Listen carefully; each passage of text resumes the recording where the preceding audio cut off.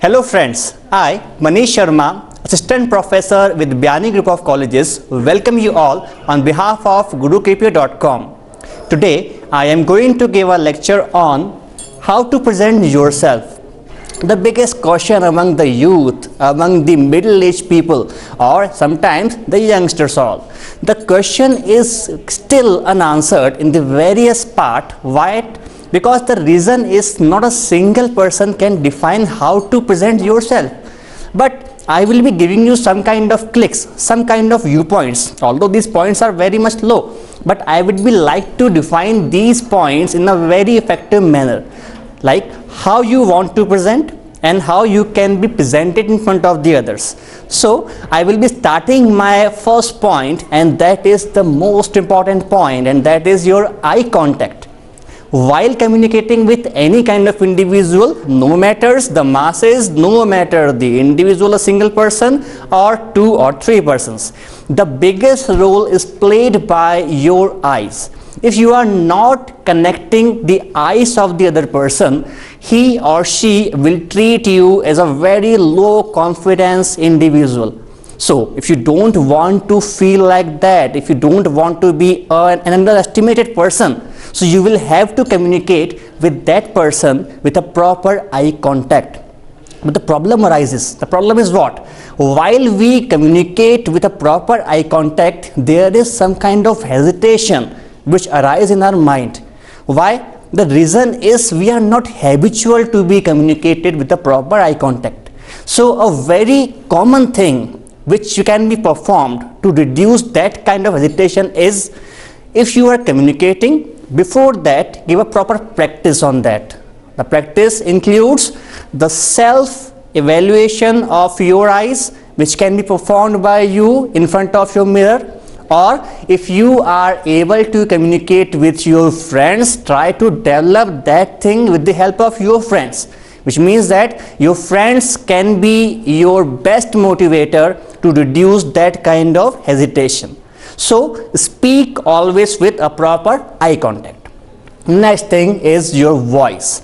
Voice is also a very big player, because sometimes we have to speak in a very effective way, in a very eminent way.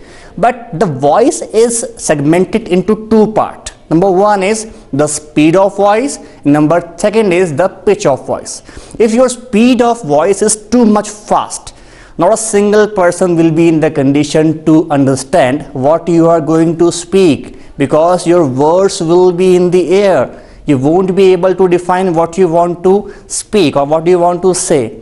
And if your voice is too much low in the speed, your speed is too much low, the same thing will be happen. That will create a boredom, and ultimately the persons will not be liking you, or the thing will be that they won't be in the condition to understand what you are going to say. They will be in the boredom condition.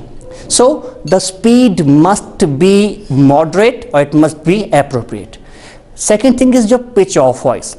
Sometimes we have to speak very much gently, and sometimes we have to speak in a very loud voice.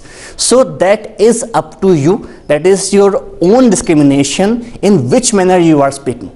If you are in the very gentle crowd, so you will have to be quite polite, quite humble, or you will have to speak very gently.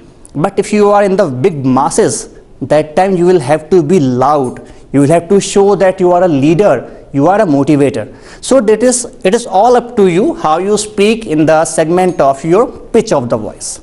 Next thing is your facial expression. This is also one of the most important factor, because what happens, sometimes we are having some kind of troubles in our home, and we do the same thing at our job, and sometimes we have many kind of problems in our job, and the same thing we do in our home.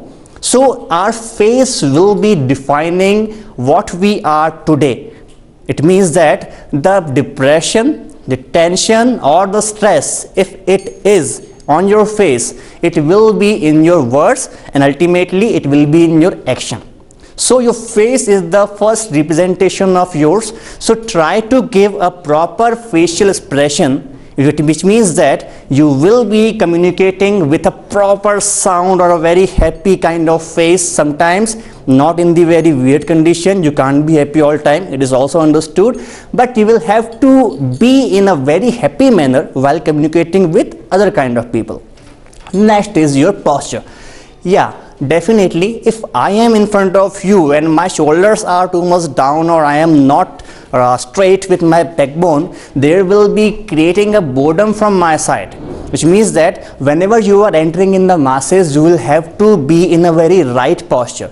If your posture is not too much good, if it is not too much comfortable to the others, on the side of the others, it will create boredom, and ultimately you are not being listened by any of the individual.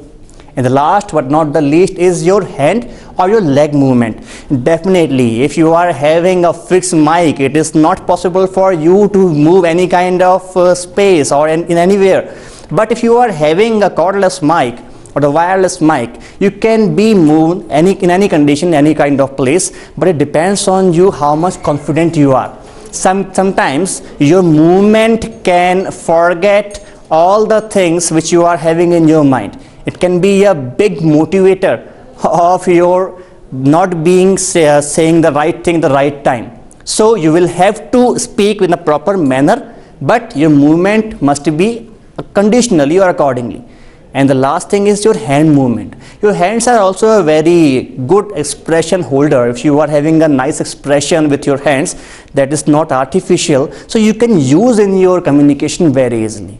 So if you are formulating these 5-4 things in your mind, if you are keeping these things in your mind and you are communicating with the others, definitely your presentation can be improved. So try to use it and try to apply it in the very positive manner. Thank you for listening me in this video.